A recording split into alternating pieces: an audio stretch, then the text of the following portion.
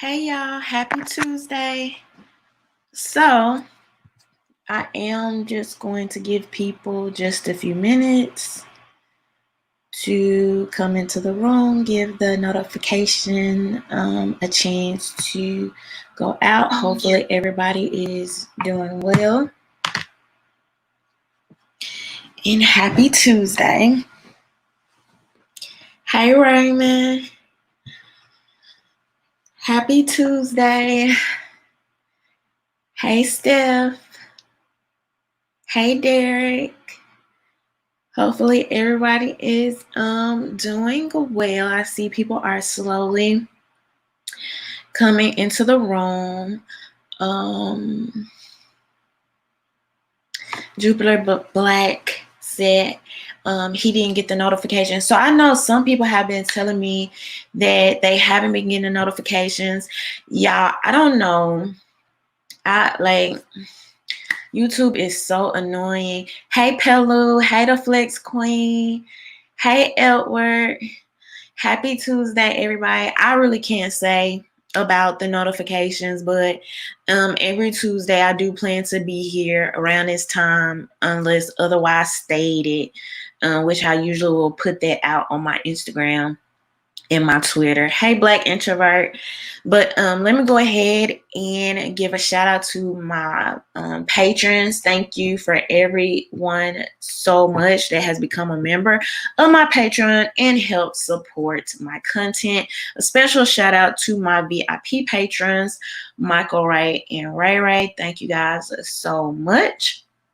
And if you would like to become a member of my Patreon, the link is below in my description box, okay? You can see some other content that is not here on YouTube and also support my content.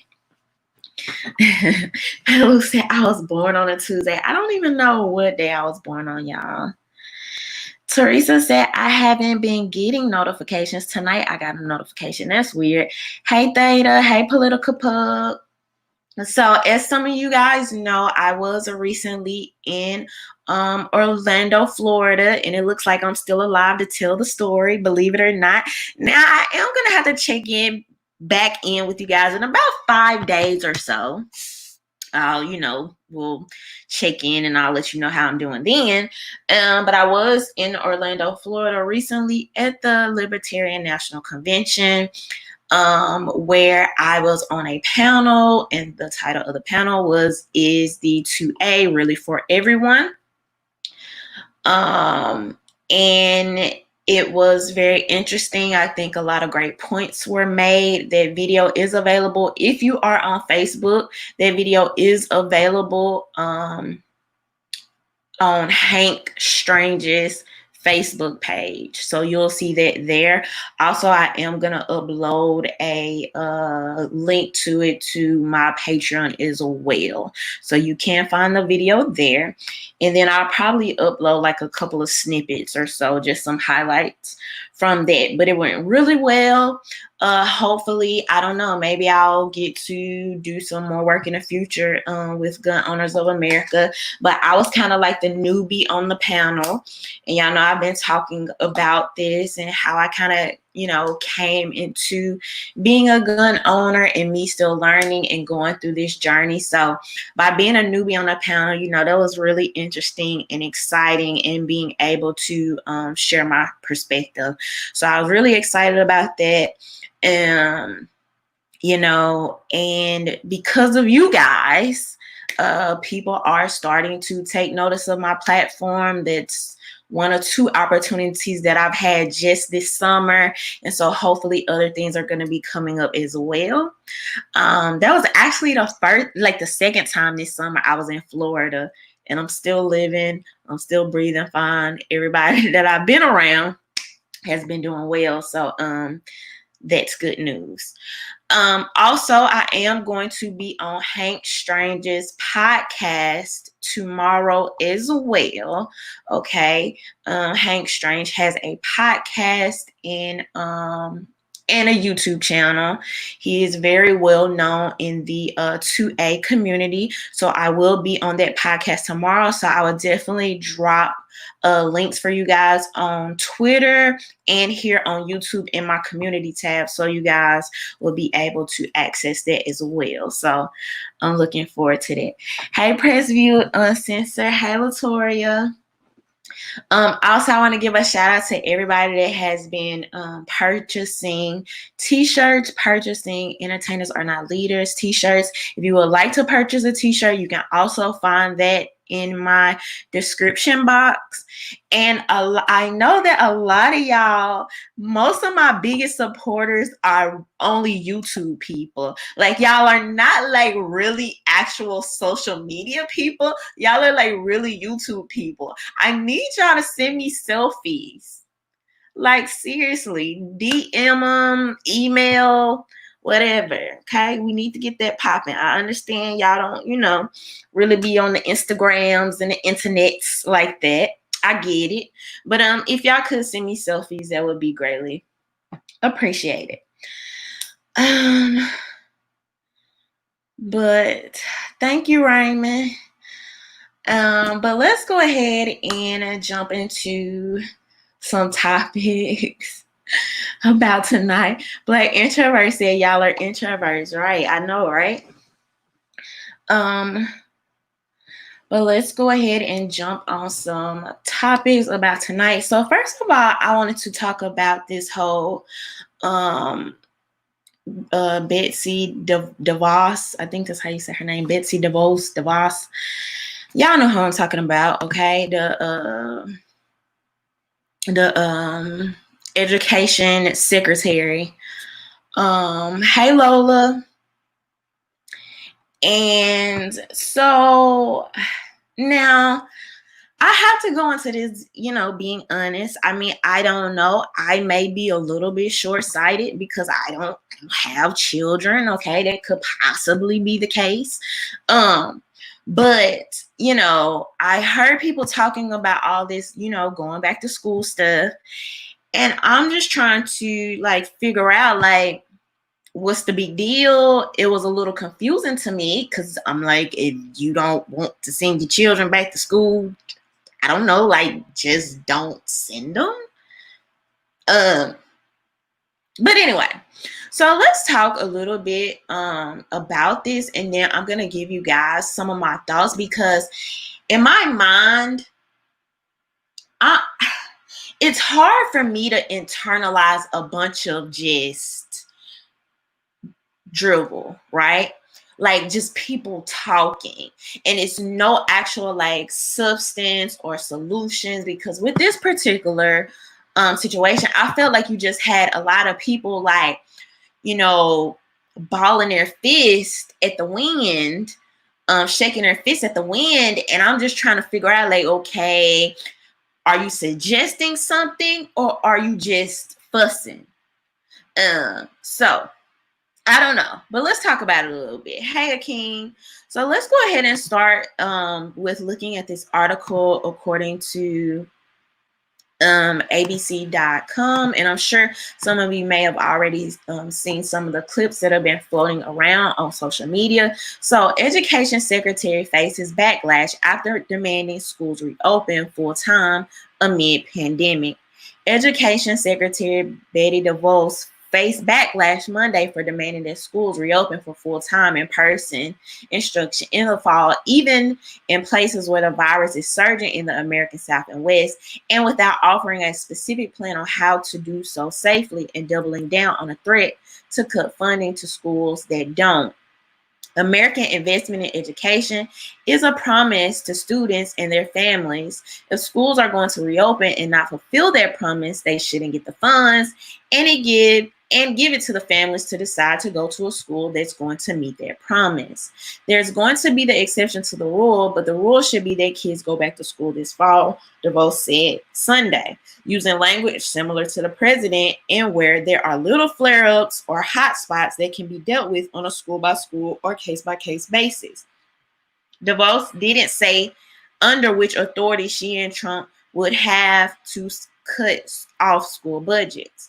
While the administration threatens to slash funding, the School Superintendent Association has estimated necessary protective measures to keep schools safe this fall will cost an average of about $1 million per school district. There are roughly 13,598 regular school districts in the U.S.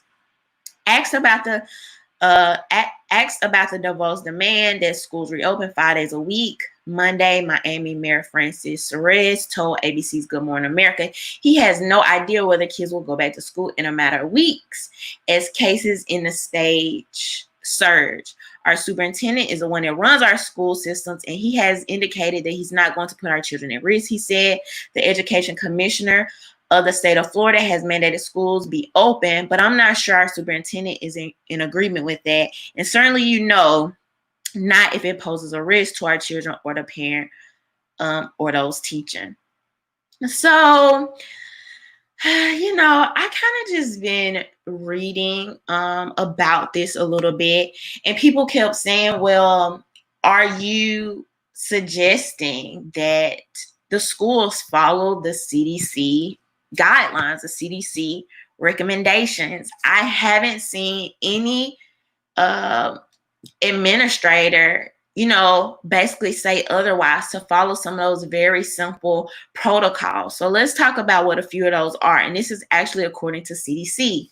Staying home when appropriate. Like if you're sick, don't come to school, okay? Educating staff and family members about when the children shouldn't come to school. Proper hygiene and etiquette, like washing your hands. Encouraging staff and students to cover coughs and sneezes with tissue. Wearing face coverings. Adequate hygiene supplies. So I'm thinking that would be like your bleaches and your Cloroxes and your antibacterials and these different things, disinfectants, cleaning agents, limiting the sharing of objects, working on ventilation systems, encouraging students to basically bring their own bottles of water instead of drinking from water fountains, setting the desk up differently, and feeding the children basically instead of going to the cafeteria. Possibly letting them eat in the actual classroom, and then limiting things like games and events and stuff like this. So for the most part, this sounds like pretty much the things the businesses have done, the things that people have already been talking about, implementing, putting in place. The most expensive part seems as if it will be possibly some of these schools as far as like the ventilation systems, and then also actually having those partitions and putting those up around the desk. But schools should already have things like soap. They should already be having washing their hands. A lot of parents are already providing their children masks. And then a lot of times when you're even ordering in bulk, right, you have these different companies that will work with you when it comes to ordering things in bulk. So I was just basically trying to get down to the fact of what actually are people even suggesting, right? Like even when I watched the interview with the Secretary of Education and the lady on CNN, and she is suggesting that, okay, are we going to follow these CDC guidelines, right? And she literally says, this is going to be, I didn't hear her suggest otherwise, and this is going to be based on a school by school, district by district basis. I think a big failure, and it's such a missed opportunity to me, and people still don't, it's like something is not clicking, right? And you would think this would be a time of an awakening, but it's just something's not clicking, okay? We have found when the federal government oftentimes has taken a very large scale response to certain issues without adjusting for how each city, how each community, how each state may be impacted differently, that has oftentimes been more negative and caused more harm than good. So you literally have somebody saying, let's look at this by a case to case basis, right?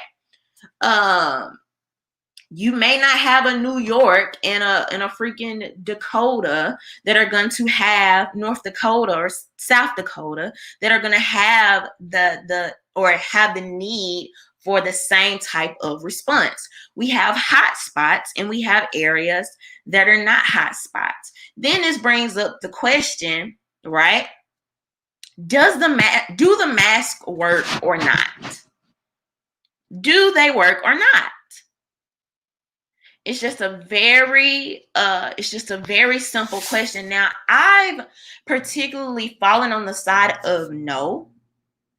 That is, unless you are wearing an N95, first of all, most people are going around wearing these masks as chin guards.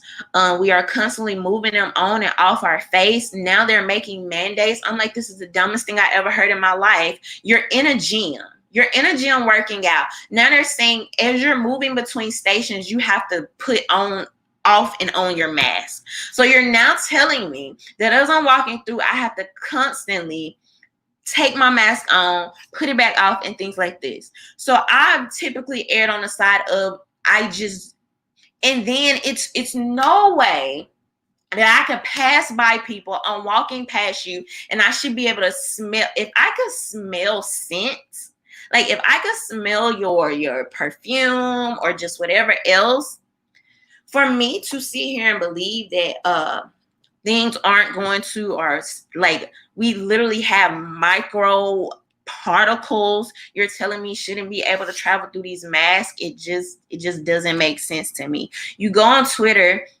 and you see people and it's always the people like, oh, I did everything right. I only went grocery shopping once a week. I wore my mask. I did this, I did that. And now I have COVID. I recently saw a girl talking about, oh, well, my doctor just told me that I have COVID and I probably got it through my eyes. So I particularly erred on that side, right? But when you have people that are supporting and completely agreeing with all the CDC regulations, and then the CDC says if we do these things your kids would be okay, and now people are mad. It's like what which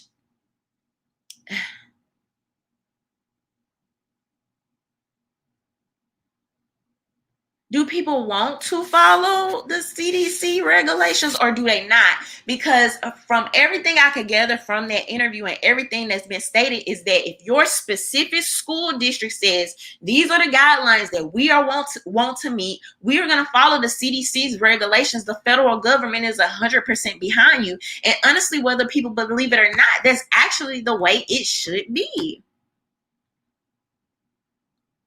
That's actually the way it should be. If you are from that area, you see what is happening, you see how this is affecting your community, your city, your state, unlike other states. And it's like, this is what the CDC is saying. Now we are going to implement these things. This is our plan. I haven't seen anybody say anything otherwise or try to stop these schools from doing so. Also, me knowing how crappy most of these educations are anyway, I'm here seeing a golden freaking opportunity, because in my head, I'm thinking like, you're going to have so many people that come out and be like, well, I'm not sending my child back to school. I'm not sending my child back to school. The federal government hasn't started coming to y'all door and rounding up kids saying they gonna haul you off if you don't send your kid back to school during a freaking pandemic. So if we are in a place where you have, I don't know, because my mind just starts wondering. And I'm thinking, right? You have a lot of parents right now that are not working. You're at home. This is a point where a lot of people are still receiving unemployment benefits. People could literally use this time, and I can't even remember the cutoff, but I think it's several months out. So people could use this time to, I don't know, consider educating their own freaking children, since you're mad. You are mad at the government. You don't think it's right. You feel convicted. If you feel that strongly, don't send your children back to school. And then some people are saying, oh, we're worried about the teachers. I'm like, this is the most opportune time, more than any, for teachers to, I know a lot of teachers want to be in the actual classroom, but once again, I say, if you feel so convicted, you feel so strongly, this is the most opportune time to find other ways to express or advance your career. There are a lot of opportunities for online education. I think this is working for a lot of people. I think because there are a lot of stories coming out about how parents don't want to send their kids back to school. There's not only everything that we're dealing with, seeing how there has been a lot of failure around the coronavirus, but not only that, but then you have these stories still coming out about, you have these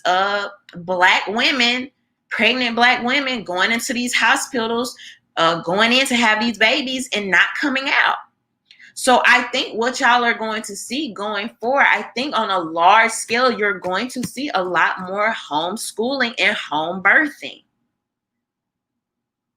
If anything, this should be the golden opportunity to show people that what has been being done has not been working for the majority of people, and people are leaning on the same freaking people, leaning on the same exact people for the solutions that you say have failed you.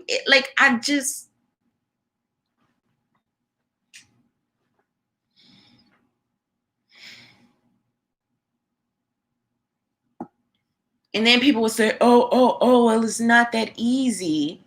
It's not that easy. You have some parents that are poor. You have some parents that are essential workers. Well, if that's the case, it sounds like you're going to have to sacrifice either way. Like, pick your struggle. Either you're going to struggle to educate your own kids, or you're going to sacrifice to educate your own kids. You're going to sacrifice the chance of sending them back to school, when really we're talking about a 0.1% mortality rate here in children that have and that's for people under 25, and children that you typically have the least of symptoms. And then even with parents being essential workers, aren't you going to Walmart or wherever you're going and coming home to your kids anyway?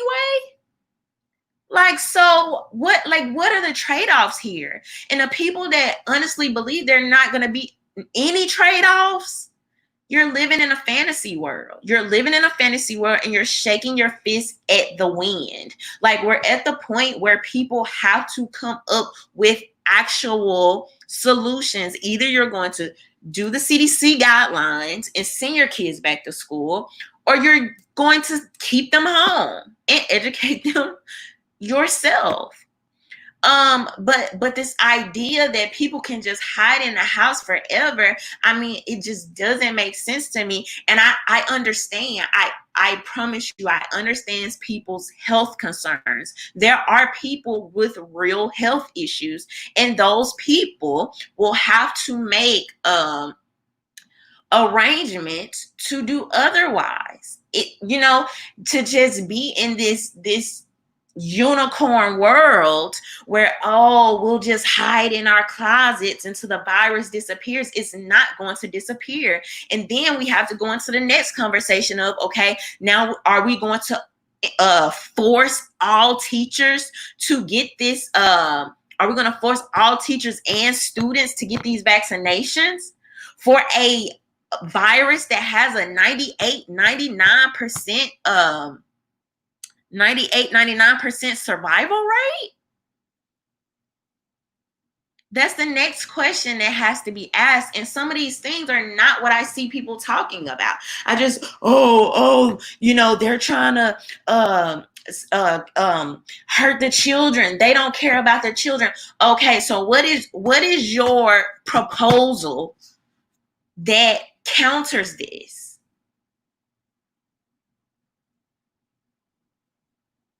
Everybody wants to paint the bad guy without actually trying to be a hero. These communities actually have the chance to do that. And the federal government is even telling you that based on and then we have to go into the whole conversation of the Department of Education and the failure that has been for years, and how education has been declining overall anyway. But this idea that no trade-offs have to be made, like people just need to pick which one it's going to be. I see a lot of people saying that they're not going to send their children back, and that's understandable. You literally can opt out. I don't know if some people know that. But sometimes when you feel so strongly about something, you feel so convicted about something, you have to change paths. Okay? I would love, I was just talking to somebody on Twitter about homeschooling co-ops, where you have these families that literally put their resources together to give their children an opportunity to be homeschooled. I would love, like, I've worked in public schools, and I would love to see, even to an extent, some of these schools even downsize and being even more so community focused, and making these class sizes even smaller. And some people, that's gonna freaking sound radical to some people, but that's literally how things used to be before the Department of Education, and how they just started grossly, dropping the ball in the Department of Education.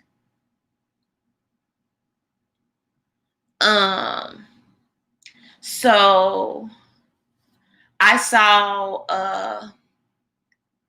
I saw where some district, this was like I saw this earlier today, and I don't even remember what website I saw this on, or what city and state it was, but it was saying that you have to sign a waiver to send your child back to school. If your school district is sending you a waiver and to say, we can't be responsible if your child catches the coronavirus, this, that, and the other, that literally even gives you more leverage, because now, by you agreeing to not sign this, you can actively say, oh, okay, is this particular school system trying to put my child in danger? And that is what you address those school departments about. But I don't know. Some people don't think like that. And then, are we even talking about the fact that we are finding out steadily that the numbers are being padded? So I told you I just came from Florida. This is according to zerohedge.com. Florida labs acknowledge major errors after reporting positivity rates of 100%. You have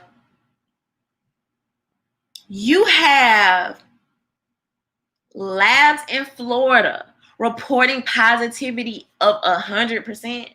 Really?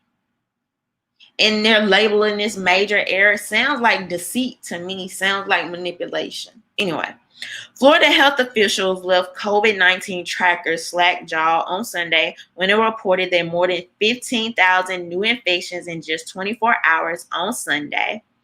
The data were gleaned from the prior day, but as hospitalization surged, questions have grown about whether the state is still trying to juke its data, something that a now infamous whistleblower alleged before she was fired. She has since started her own COVID-19 data portal relying on public info. So I don't even know if some of y'all know, but the federal government is about to start asking for these numbers directly from the hospitals now, without kind of going through these other reporting entities and agencies. Journalists scouring the reams of daily data for discrepancies have apparently happened upon bombshell that had been hoping for. Orlando Health has just confirmed that some of the data it shared over the weekend were wrong, after journalists reported more than 50 labs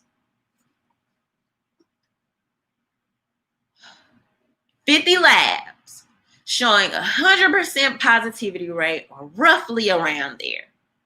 One local Fox affiliate looked into the numbers and contacted a few of the labs to confirm that their internal data matched the public data released by the state. As it turns out, some of the discrepancies were pretty extreme. You think? Orlando Health, one of the organizations contacted by Fox, confirmed that its positivity rate was actually 9.8%, not the 98 that had been reported to the state.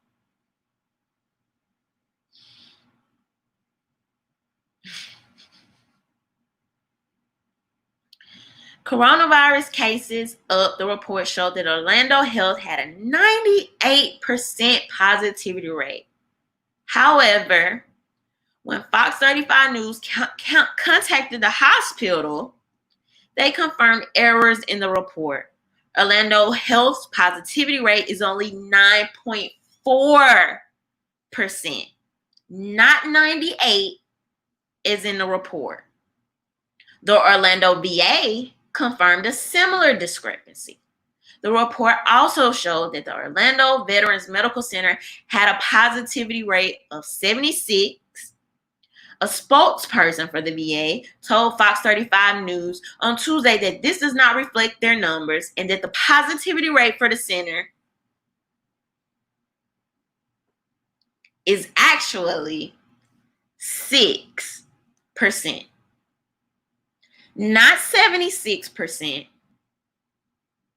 6%.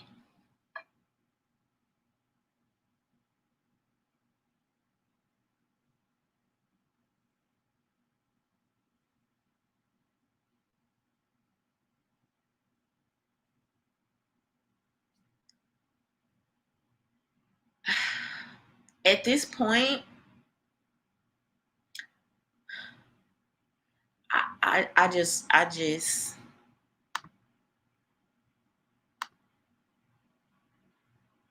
Florida hospital admits its COVID positivity rate is 10 times lower than first reported.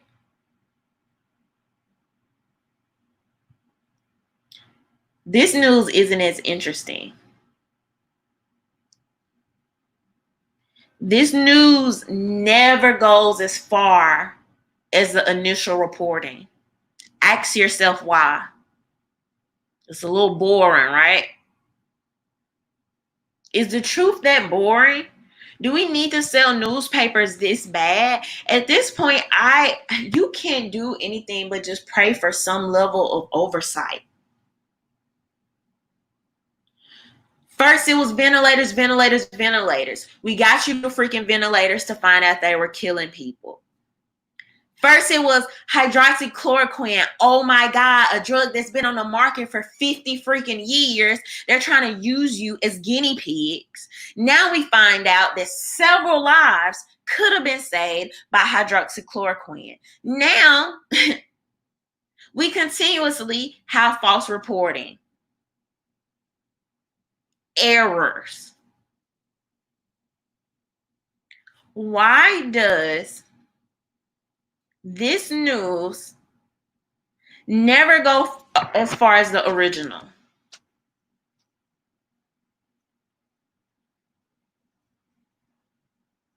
I've said once before, this is a real virus.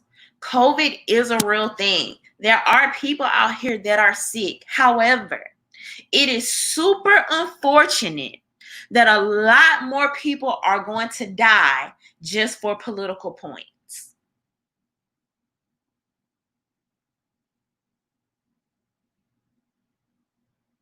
People should not have to die to be one-upped for political points.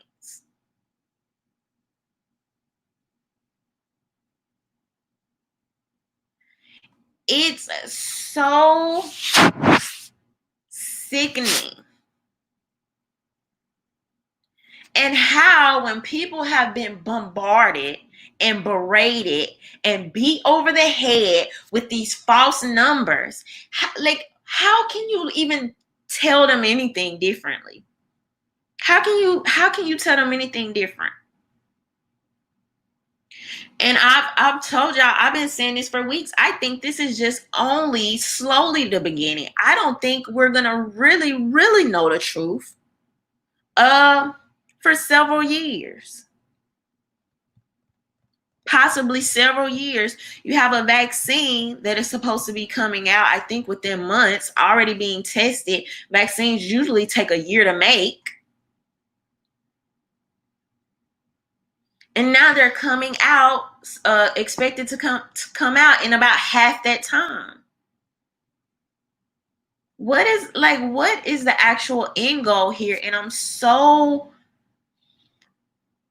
confused because I don't even understand the direction. Even I literally had my aunt come on and she says, yeah, I had COVID, but I'm not going to take the vaccine. Why would I do that? I mean, I got over it. Me and my husband got over it just fine. We're not going to take the vaccine.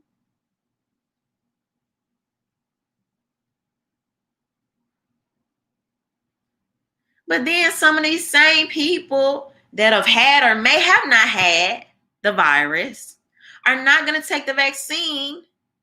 Admittedly, are not going to take the vaccine. And like, so what?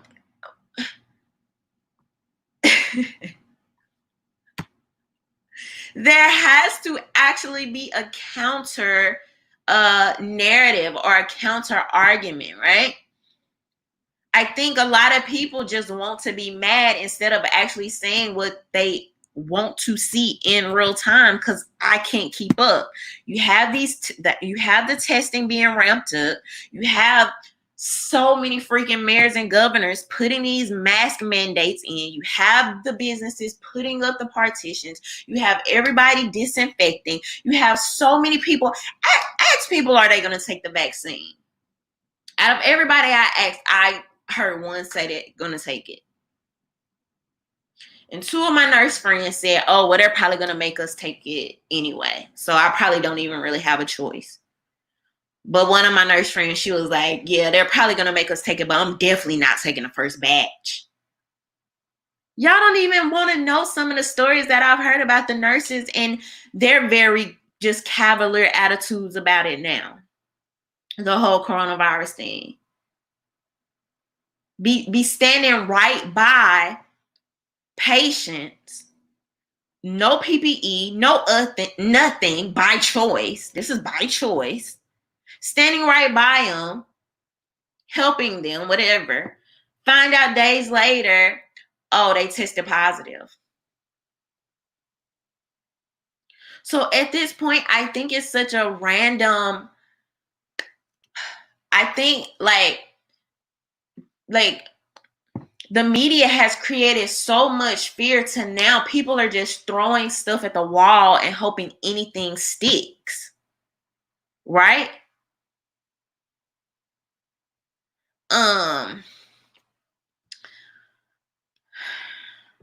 We're being lied to about the numbers.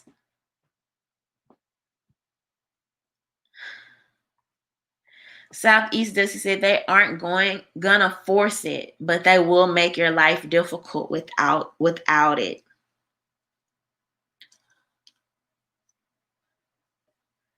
Dre Raphael said, Australia is crazy. You can't even leave your house. They are taking the lockdown that serious there. People can't even get fresh air. Plenty videos of people going crazy. And we're not even talking about the long-term effects of this, right?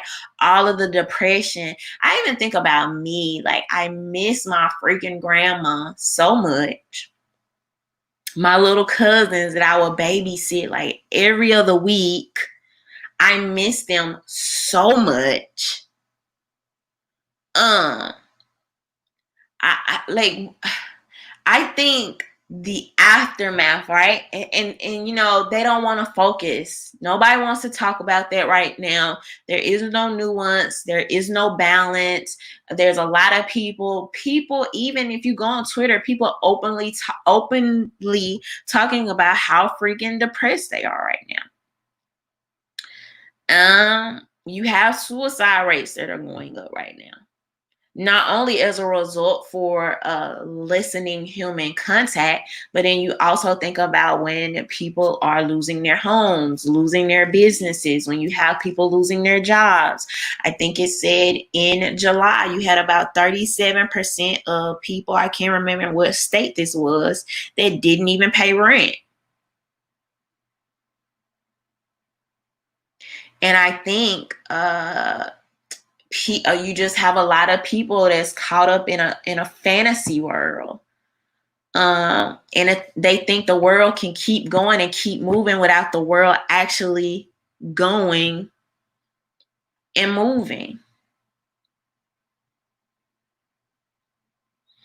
But these ideas that you know, like we don't have a choice, we can't do anything, our hands are tied, or looking to the federal government instead of your actual school district and trying to work on those solutions, or sometimes just opting out and doing what you have to do. Sometimes you have to freaking sacrifice. There's been times where I felt so convicted, I walked right off a job with no money, no job lined up, didn't know what I was going to do next. But I felt so strongly convicted that I'm like, no, I'm changing paths. I have made that decision. And so unfortunately, yes, if you have a teacher that may be immunocompromised, that teacher may have to decide, oh, okay, let me start looking into digital education, online education. Not only that, we oftentimes know that different situations create and open up certain markets. So you actually have, and that's how you become forward thinking, because you now have, a lot of people look at things and they just see disaster and distress, but sometimes that is the chance for opportunity. Not only does this give us a chance to look at half digital, half in-person models, right? You have people that may be able to work within their communities, within their neighborhoods, to say, to do like homeschool co-ops, like I talked about. You have that opportunity for educators to work digitally with certain companies, or even doing their own thing. You have some parents that are already at home. If you are the parent that is at home and you have however many friends, and you need a job, this may be a job for you. This may be a way out. This may be opportunity. I don't understand why people don't think like that. If you actually look at the homeschool guidelines, a lot of times, you're going to be educating high school children, probably elementary, middle school. You only need a high school education and a GED.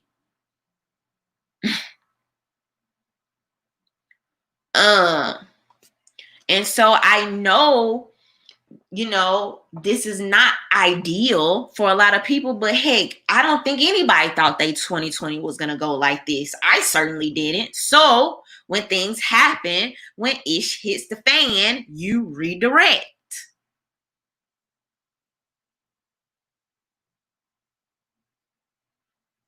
People continue to give so much power to the government, and then you get mad when the government tells you, this is how we want it done. It's no reason, I believe, based on the history of the Department of Education and based on them not being in these cities and in these states, I don't believe they should be making these decisions. So either people trust the CDC or not. Either you trust the experts or not. I mean, I don't know. Maybe I'm missing something here.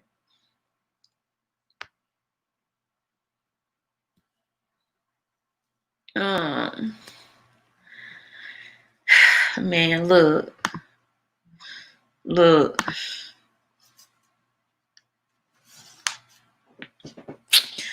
2020 was supposed to be my year. I was gonna make major moves.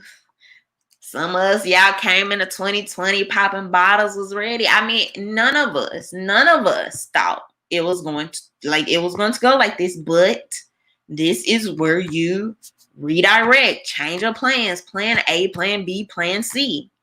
And so hopefully, man, I would, and then just imagine, right? Like,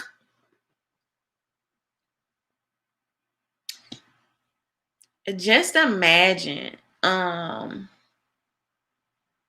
the being at a point where people are like, man, well, what if we open up to the thought of homeschooling? And then at some point, I feel like because this will shed light. I think this will shed light on so much. First of all, how some of these places only babysitting centers. Let's just be honest. It's also going to shed a light on it's also going to shed a light on how some of these funds are being funneled and not really going where y'all think they're going, where you think they're going. Because at any point, I feel like if the school district is going to say, or the federal government or whoever is going to say, well, we're not going to send these funds to the schools if nobody's in the schools. Okay, give me my tax dollars back.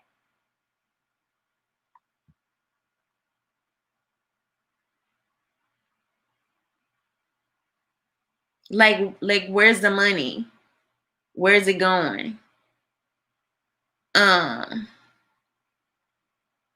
Joe Butter said remote learning isn't working for the children. I'm in Baltimore, by the way, and I have many friends that work for the public, I guess their school system. So I understand that.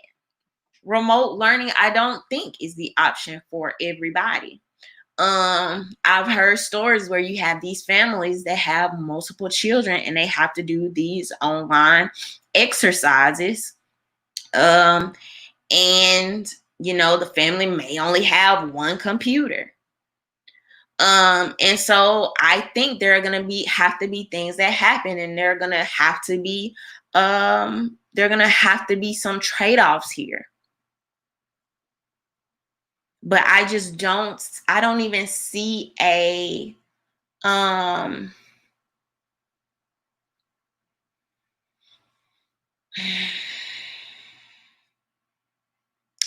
now people are starting to say, oh, the students, are falling behind. I wonder, is there a plan for catching them up? So he said, facts, give me my money back. But I just, like, there is no one easy solution. And I don't think that's the part that people are not getting. There is no one, okay, let's do this. You can say do anything, and it's going to be a disadvantage to somebody. Even a public school system on a regular freaking day is a disadvantage to somebody, if we're being really truthful here. It's already been a disadvantage to so many kids. So whether you're sending children back to school, whether you're homeschool, paying a tutor, homeschooling, doing the online learning, something is going to be a disadvantage, and those families and communities are going to have to figure those out and make those decisions. We're in this now, and it's unfortunate for everybody. Well, Jeff Bezos, Walmart. Wells Fargo. But it's unfortunate for most of your everyday people. And so Joe Budden says social action is crucial for children psychologically. They are our future and they are the most important. I absolutely agree with that.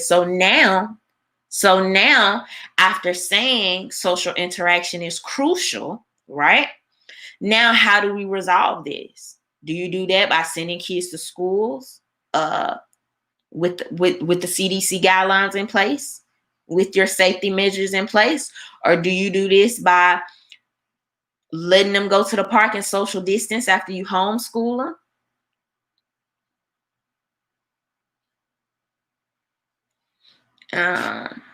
Chico True said you can teach your kids anything. It doesn't have to be the public learning. So I'm actually trying to learn a lot more, and I've been doing this not like consistently, but a little bit over the years, trying to just learn more about like homeschooling, how it's kind of different from state to state, some of those different prerequisites. I'm super big on your child should be educated by you at some point. Like, that is every parent's duty. I don't care if your child is in the actual public school system. Once your child comes home, and a lot of people, oh, that's too much. I work. If you want your child to have advantage, you are going to have to sacrifice. I think that's the word of tonight. Sacrifice. So whether your child's in a public education school system, or whether you are homeschooling, at some point you are going to have to offer your child, unless they're in a very prestigious, maybe charter school, private school, or in one of the public schools that's at the higher percentile. At some point, if you want your child to have an advantage and even have a real authentic education, because some of these schools, like, what are they even teaching them? Right? Particularly when we talk about the things that actually advance the quality of life. You really want them to focus on things like math and reading. When you get into we can talk about so much, even down to actually learning things about taxes and financial literacy, and just all kind of things that they don't really even learn in school that could be very helpful to them. And so, like I said, the word of tonight is sacrifice. Some people don't want to hear that because we have been pushed into this nanny state where we actually feel like the federal government is going to do what's best on the behalf of our children. And just oftentimes, that's just not the case. It hasn't worked. The public school system, the quality of education has steadily been dwindling. You have a lot of kids, particularly in the inner cities, who, when they go off to these colleges, they are underprepared.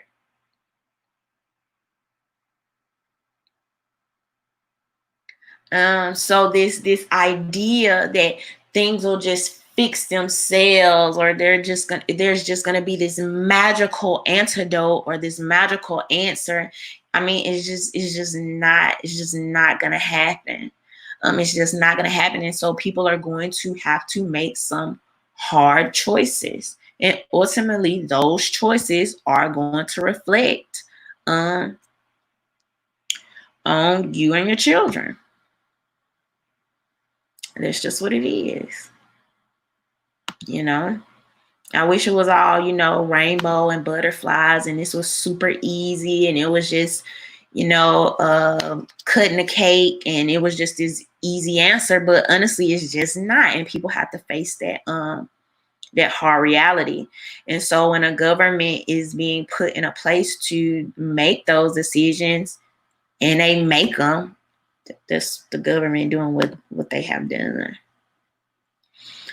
But let's go ahead and talk about your girl, Ghislaine, before I wrap up for tonight. I know I was saying her name totally so wrong the last time I um did a video about her. I think I was saying just Lane. And why W said parents have a role in teaching their children. And as sad as it is, you would be surprised how many parents don't think that. They don't think that. They don't think they're responsible for teaching their children. I know there's a public school system that people feel like, well, I pay taxes. However, the government is notorious for failing miserably. And I mean, it's several reasons. It's several reasons for that. It could be due to the actual limited funds and just a lot of other things. But usually when we're getting those services from the government, they are oftentimes subpar. I think a lot of that money, and this was one of my biggest things about, abolish the police, or let me change that, defund the police, switch that money to education. And I'm like, you will have to have some huge oversight for where that money is going. And not only that, not only a huge oversight for where that money is going, but some very, very tough statistics and data to show the actual impact of that over time. NYW said the teachers cannot do it all. They can't. I honestly believe the entire model for schooling, honestly, like I just don't think that our brains were created. And I could see, right? I think to some extent it's basically preparing us for a job. I'm guessing that like that's how that works. But just even, I imagine even me now as an adult trying to sit through 2-hour lectures, just sitting in a spot, and I just, like, the whole models are just wrong, right? I see these posts that people put on Instagram and Twitter. They'll be like, instead of teaching this, the school should be teaching gardening and what I be saying, like gardening and taxes and banking, and I know y'all have seen those memes that I'm talking about, and I'm thinking like,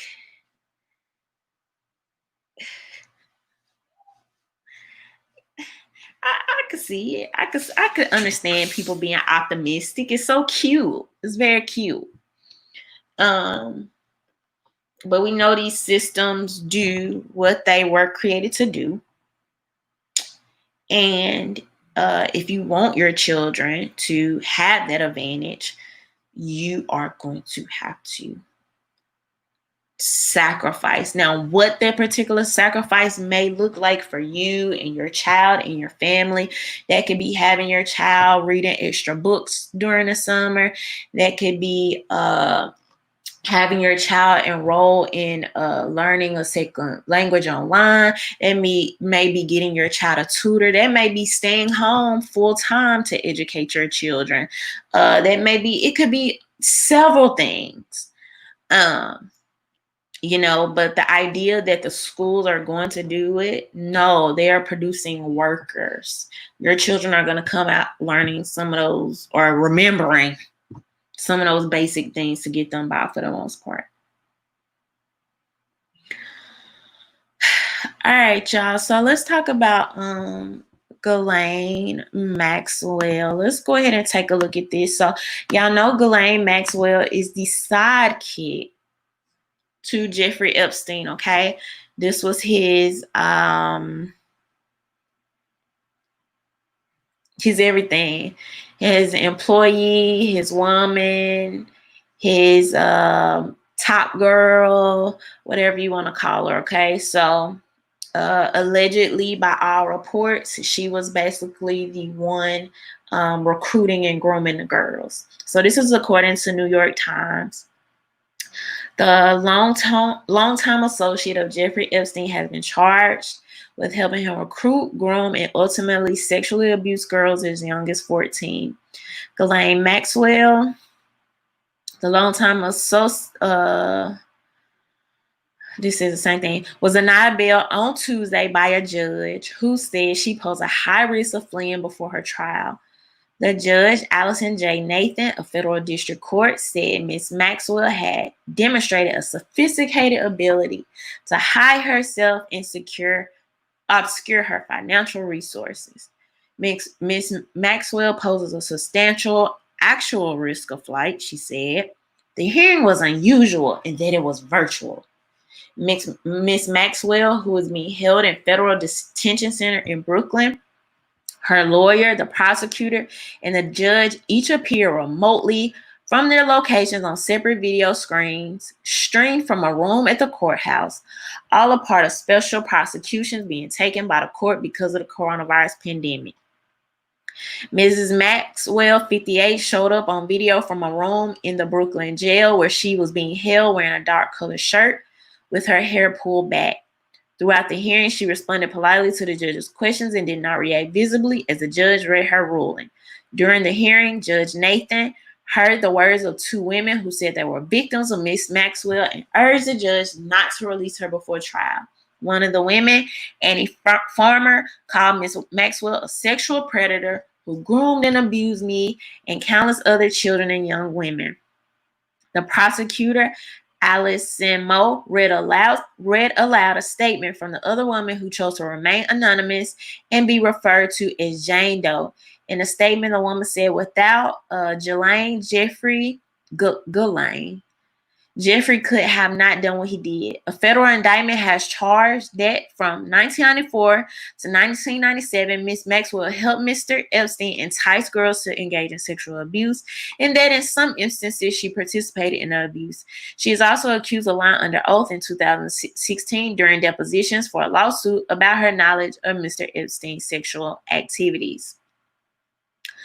So this just goes on to talk about this. Wanted a $5 million bond for home confinement, but they objected, saying she was a flight risk. Y'all, so this lady was hiding in Branford, New Hampshire, right? Because I think she was originally hiding in Europe or something, if I'm not mistaken.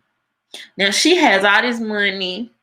She's hiding in Branford, New Hampshire. She didn't change her name to G-Max.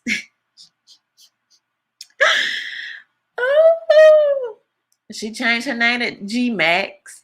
The FBI came on her property, with a warrant for her arrest. I think she tried to run off and stuff like this. Where was her security?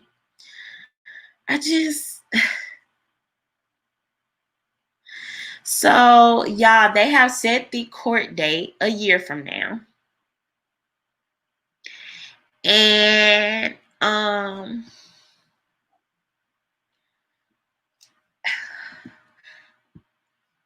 so there have already been stories that have come out about, she may be a risk for COVID. There's this story that already came out that she's having to be moved from cell to cell to avoid assassins. This is according to the New York Post.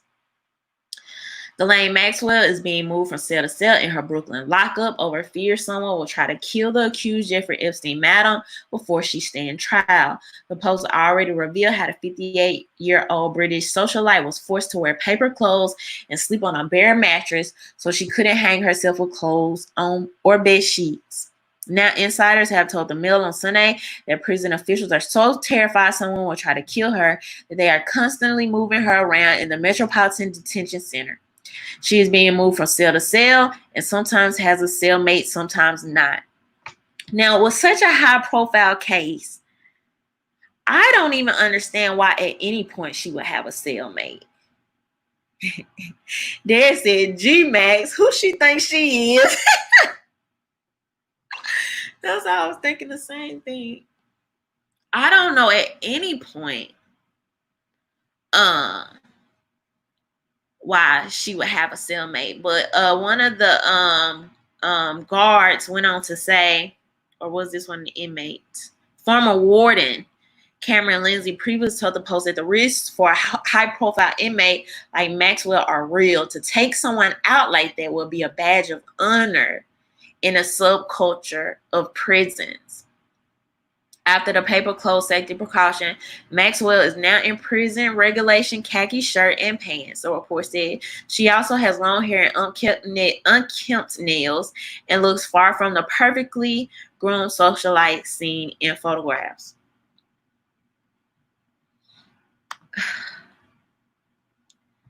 Mama Soretta says she's free. So to this point, I haven't seen any mugshots. Nobody's been able to catch any sneak pictures of her.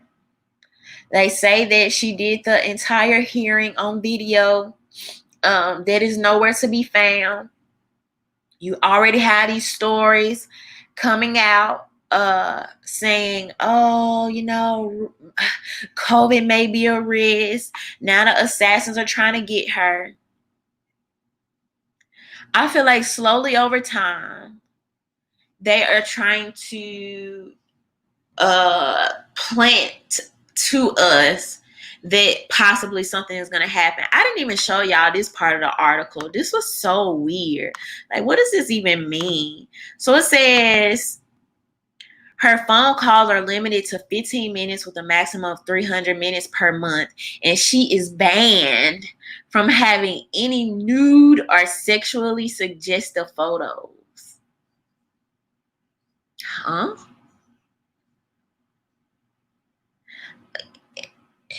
Is she banned because this case is linked to sex trafficking? Or is she banned because why would you be sending nude or sexually suggestive photos or even having them in prison in the first place? That was so weird to me. If y'all can explain it to me, I don't even know. But she is facing 4 counts of sex trafficking and 2 counts of perjury.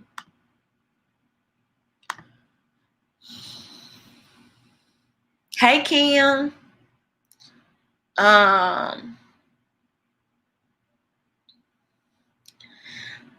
Chico Chew said they're going to protect her. Who's to say she's even in jail? We don't really know.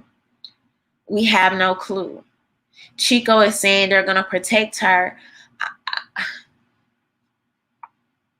I think they are already trying to subconsciously let us know that something is going to happen. She's either going to die of COVID or a possible assassin. How is this even okay? How is this not? How do you not have FBI guards standing outside of her door all day? How are you even allowed to have how are you even allowed to even just have cellmates? At some point,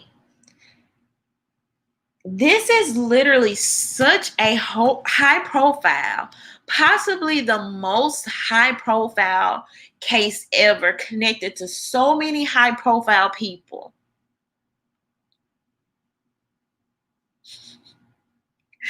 Theta said, girl, it's 2020. We can't explain anything going on. I know, right? Hey, Cadillac. I know, right? It's so bizarre. And we just talk about it and everybody just, okay. Ghislaine Maxwell is in jail. Like, this is freaking major.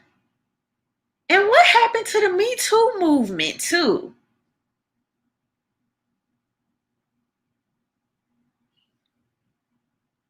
I think it would be great to highlight that sex trafficking and sexual abuse, molestation, rape is equal opportunity.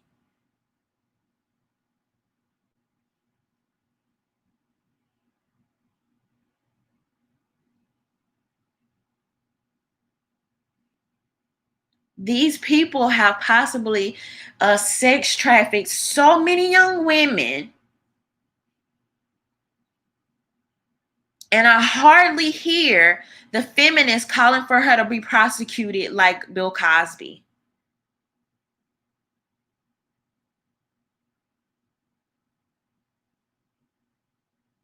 You had people waiting outside the doors.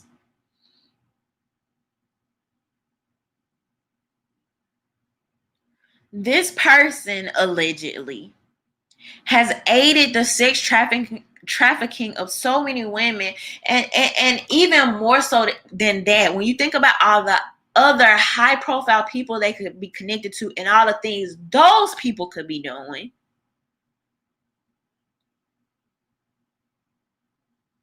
What am I missing here? And everybody just, the news kind of just casually reported. They just kind of casually put it out there and everybody just moves on. I thought we were in the height of Me Too, pro women, believe all women, feminism, stop ban porn,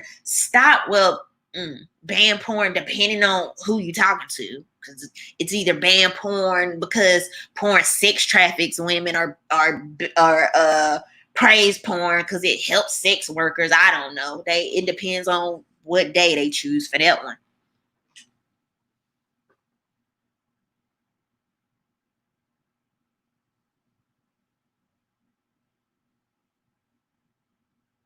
I had a family member that was in a bar, was stopped by two girls and was telling her, "Oh, your outfit is so cute. Where are you from? Da da da da. Oh, come over here with us and hang out." So her and her friend goes to hang out. This is in a bar. And this guy buys all the girls, and there's plenty of girls there. He buys all the girls drinks. The guy roofies my friend, my family member.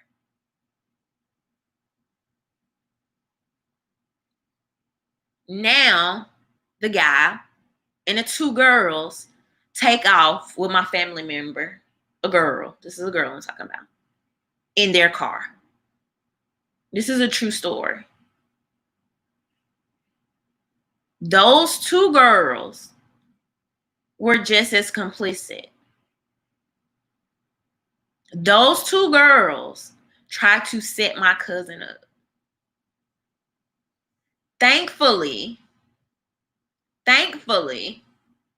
by the grace of God, there was another person with them that night that was able to chase them miles away in their car and recover my cousin.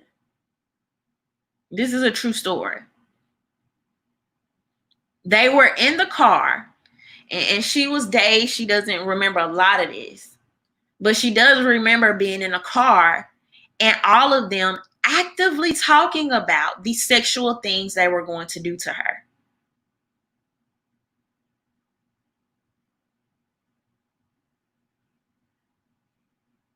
So until people are ready to talk about how sex trafficking, human trafficking, people don't like to talk about toxic femininity.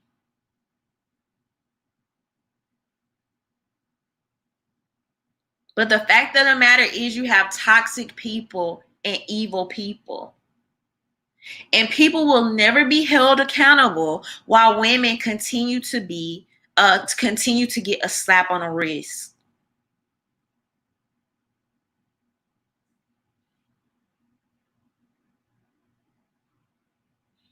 There should be I mean, and even that we allow the news agencies to get away with what they do. Even I can't remember. I can't remember the lady's name, but y'all remember the story that broke because uh the leaked video came out or something like that, where the lady was like, oh, I wanted to break this story, but basically she couldn't break the story. And so it's just so much going on. And this idea, you have some people Twitter finger, oh, I can't believe this. We're going to stand up to the government. Woo, woo, woo, woo, woo, woo.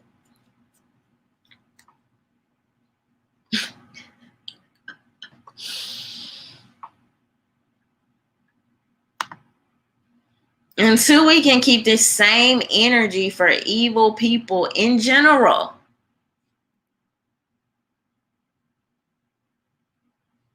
Human trafficking is a major problem that rarely gets talked about. And I find that very odd, considering that this is the age of social justice.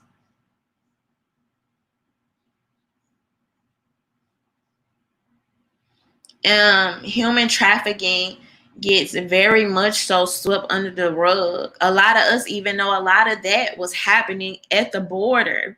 And this is how backwards some of these narratives are. And this is why I say that they offer no nuance or balance to these conversations, because a lot of us know that there were so many young women and girls getting trafficked, human trafficked, sex trafficked, kidnapped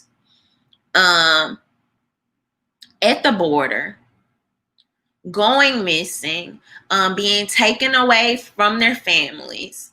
And you have some people that's so hell-bent on their agenda that they're willing to forego that. They're willing to overshadow and overlook that to push their agenda ahead. That makes no sense to me. If people were to know some of the trafficking that goes on across these borders and the numbers, I think you would be shocked.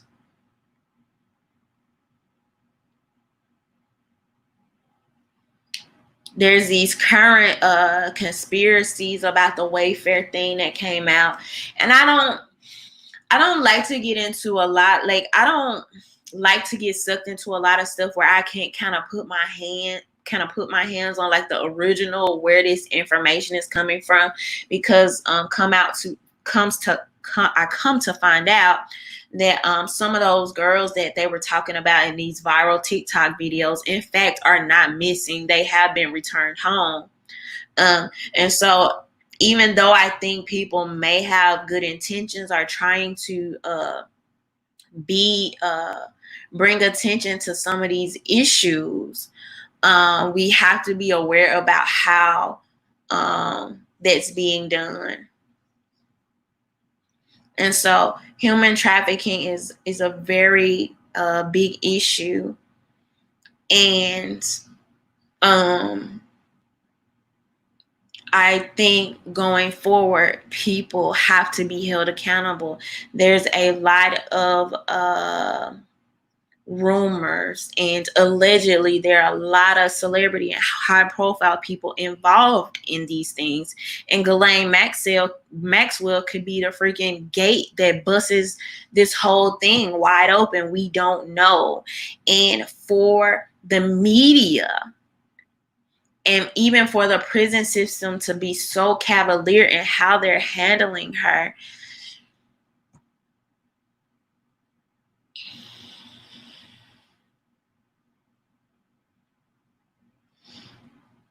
Joe Budden said, I think Wayfair is a red herring to downplay the whole trafficking issue, a divisionary tactic. I could see that. I could see exactly what you mean by that, because it's so, when you go to try to fact check and see, okay, let me see what this is about, and then you find that in fact some of the girls are not missing, and now you have, especially at a time when you have this Ghislaine Maxwell thing being talked about and her going into jail, now you're going to have some people write it off as, oh, these are just total conspiracy theories. And I don't think we should just totally look away from these things, but we do have to kind of look at the source of information. If it makes sense. So exactly. Southeast Dusty said we have to be careful because people will create false narratives and theories to throw off the tracking actual conspiracies. I 100% 100% agree with that. And that's why I'm very, I'm not quick to just share stuff, especially a lot of like videos and stuff, because a lot of times, we don't know, the full background. There may be more context. For example, if y'all remember the white woman that the couple that pulled their firearm on the black mom and daughter in the parking lot, right? And when I originally saw the video, and I know the person that put the video out did this on purpose. You did this to make this video look a certain way, right? So when I first saw the video, my brain is going to tell me I'm going to create a narrative based off what I saw, which is reasonable. We do that. We're human. However, when I saw the video in its entirety, the more full-length video, I was able to add more information. And in that situation, in fact, did not look like the original video that came out. And it's just not fair to a lot of people, because we make these emotional connections and we make these narratives in our head. We try to add context to these stories based on our previous experiences. And sometimes it's just not the whole picture. So we definitely want to make sure that we're getting all that information. So if you think Ghislaine Maxwell is going to actually make it to the trial date, which is a year from now, so y'all know they're going to be building evidence. They're going to be, negotiating and all that over this time. But if you think she's actually going to make it up to trial date, which is a year from now, press 1. Give me a 1 in the chat. If you think something is going to happen and this is going to be sidelined and there's going to be some type of suicide, death by coronavirus, death by assassin, give me a 2.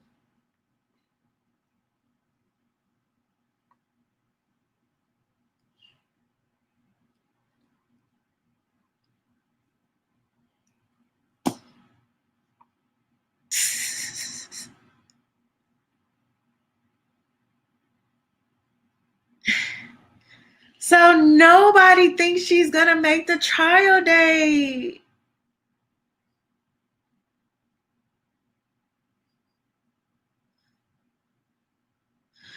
Southeast, I mean, do you think she will even be alive? Like 2 means something is going to happen where people are going to try to get her out of here, where she can't even. Now, whether ultimately that means she's disappearing, right? But literally some kind of way, whether it's by either death or disappearing or whatever the case may be, nobody believes that she's going to make it to a trial date to be held accountable. Andrique says they need to get all the information they can now.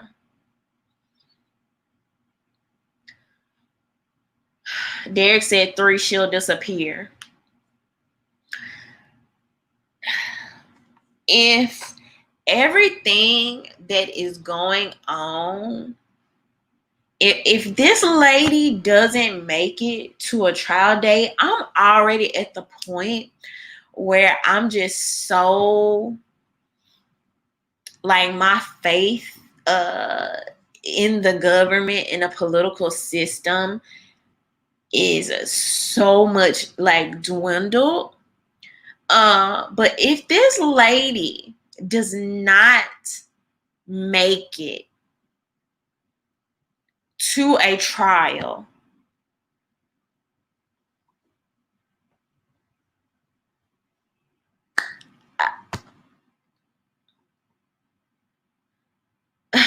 they're like, y'all, you can hang it up on a hat.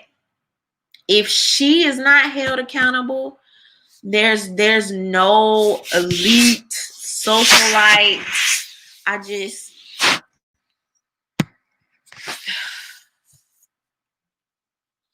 I mean, at this point, I just feel like people deserve the truth. And I know it's a lot of sickening things going on behind the scenes. And I just really hope, that it's brought to light. So,